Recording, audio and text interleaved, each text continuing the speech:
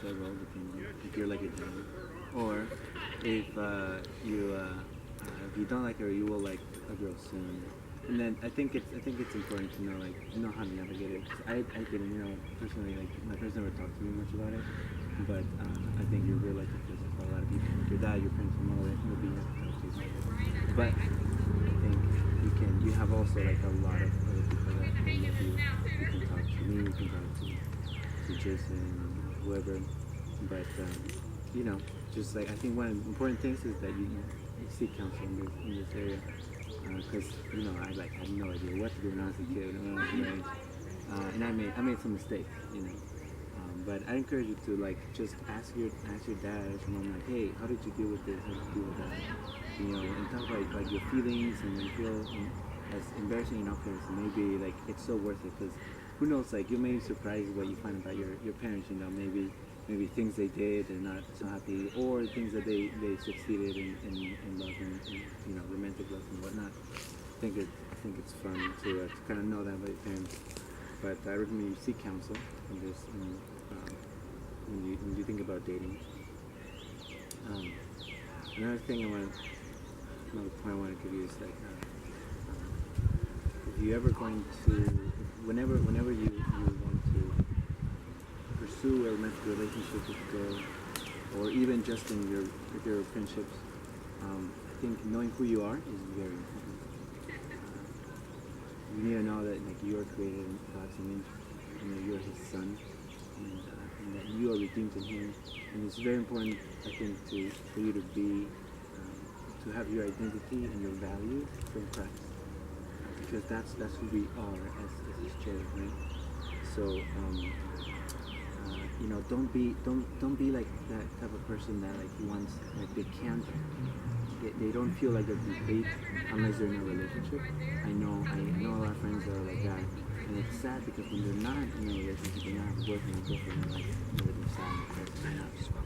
So I think that if you focus on Christ and like who you are in Him, then that's actually pretty attractive to girls, like being confident and stuff.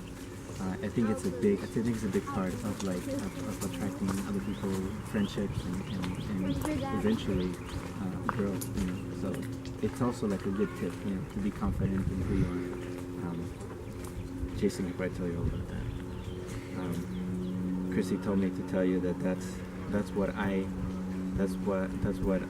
she found attractive about me. I guess I don't know if that confident. So yeah, there's a few verses about that we're created in God's image.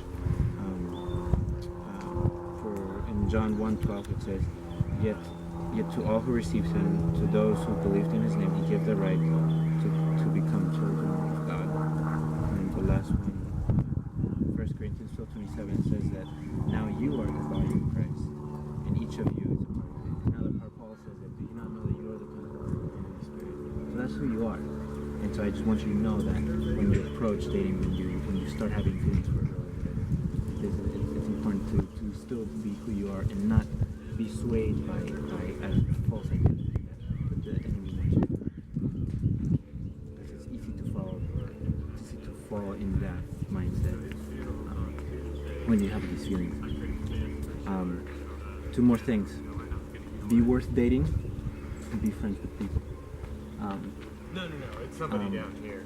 If you ever think about like your best friend in the world, like your best friend could be Jake or He was something.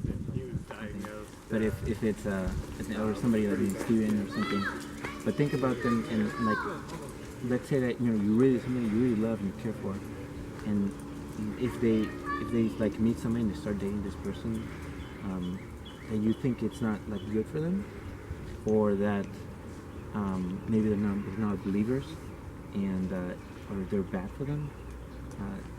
Think about that, and now, like, don't be that person. You don't want to be the person. You don't want to be the boyfriend that your girlfriend's loved ones disapprove of. You want to be somebody worth dating. You want to deal with certain issues that you may have. We all have issues, so I think there's definitely really core things that we need to deal with before you start trying to care for somebody else. In that romantic sense, and you're never gonna be perfect, and that's cool. But I think there's definitely some deep stuff that usually needs to be taken care of before you move on to that area. Yeah, and so that's especially true before you get married, which I know is like a long ways out, but it's especially true in that for that relationship to flourish, is that you need to be in a place that you're worth that, and God is who does that work, which is the cool part. And then my other advice is just to be friends with people. I had a lot of friends that were girls, and I learned a lot about girls that way. It was very helpful, I think, because I didn't have any sisters. You don't have any sisters, so it's kind of hard to know how. I know Jake Morgan. He always.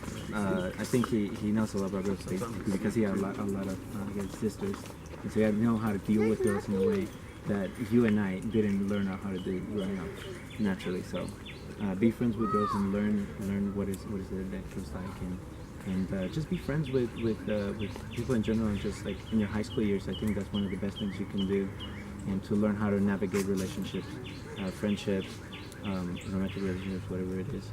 I think it's super important to just always keep that peace. I think God tells us that as believers, you don't want to hold any grudges against somebody. You don't want to be angry at people.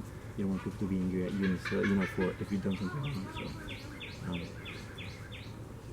I think the last thing, to me, all this kind of boils down to what Paul tells Timothy in 1 Timothy 5, 1-2. It says, "Do not sharply rebuke an older man, but rather appeal to him as a father, and treat younger men as brothers, the older women as mothers, and the younger women as sisters in all purity." We're family, and we. I think it boils down to how you treat them, and Paul is saying hey, treat girls as your sisters in Christ, because that's what they are. And so there are definitely things that you don't want to hurt them. You don't want them to be hurt and sad. So it's this kind of idea of protecting their hearts and protecting your heart too. It's important. But again, I think the one thing that I can't stress enough is ask people that you trust, because we know more definitely in this area than your friends will, because they're your age and you just haven't gone through that stuff. So we can definitely be of a lot of help. And besides, we love you, so we kind of like to talk to you about stuff. Ready?